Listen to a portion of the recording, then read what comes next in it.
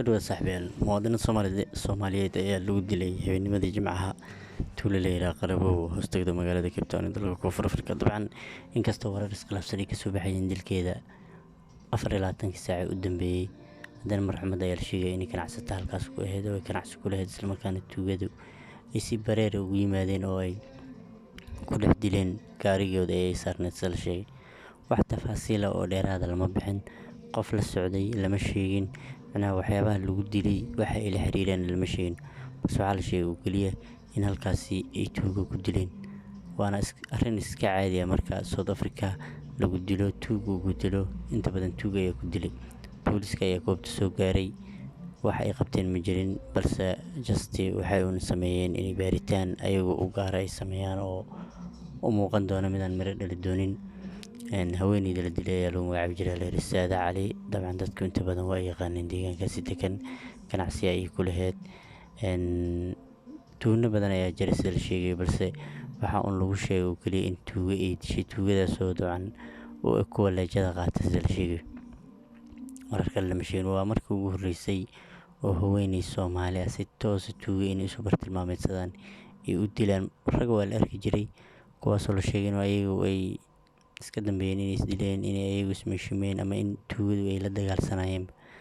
Laakiin arrintan ayaa ugub ku noqotay dadka ku nool deegaanka Cape Town ee dalka Koonfur Afrika.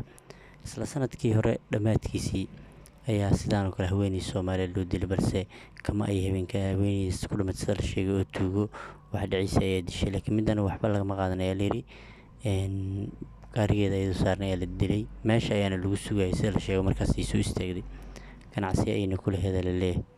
Marka wax kale oo dheeraad ah oo kasoo baxay ma jiro, waana arrintii ugu horreysay oo haweeney Soomaali lagu bartilmaameedsaday.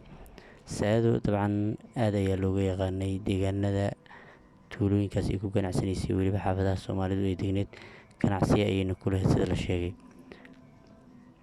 Tuugaduna waxa ay markaasi ku haysteen ama dadkii ka agdhowaa ay sheegeen ma jirin, balse kolley inta badan tuugada South Africa naftigeeda ayaa waxay ugaarsataa dadka meelaha kuba badan oo ganacsiga ku leh, mar walba soo galo way ugaarsataa, way iska dishaa. Marka waqtigeeda ayaa soo dhammaaday, lamana eedeyn karo hadda oo tuugada South Africanka qof walba ay dilaan. Laakiin waxay noqotay arrin ku cusub Soomaalida deegaanadani degan ama Cape Town degan. Marka dumarka ayaad moodaa hadda nafsadahantooda in xaaladooda aysan deganeyn oo ayaga naftooda ay u baahan yihiin foojignaan. Inta badan dumarka Soomaaliduna ma foojignaba, meelaha iska tagaan iska soo degaan ayaga waxba u jeedinayaan, dalaq iska yiraahdo, baabuurtooda iska dhex fadhiyo. Xaalad adag ayay ka dhigaysaa. Qarabo nafsadahanteedu meelaha ugu ammaanka badan ayaa lagu sheegaa tuulooyinka dalkan magaalada Cape Town ee dalka Koonfur Afrika, balse meel ammaan ah ma jirtee. Waqtigeeda haddaa soo dhammaadaa dhimanaysa, gabadhan waqtigeeda ayaa soo dhammaaday. Marka warar kale oo dheeraad ah ma jirin. Kolley janaasada iyo tuugideedaba inay South Africa ka dhici doonto ay u badan tahay. Gabadhuna muddo badan ay ku nooleed ayaa la yiri dalka Koonfur Afrika, sida warar aan helaynay iyo weli xog ilaa maanta aan ururinayno. Wax kale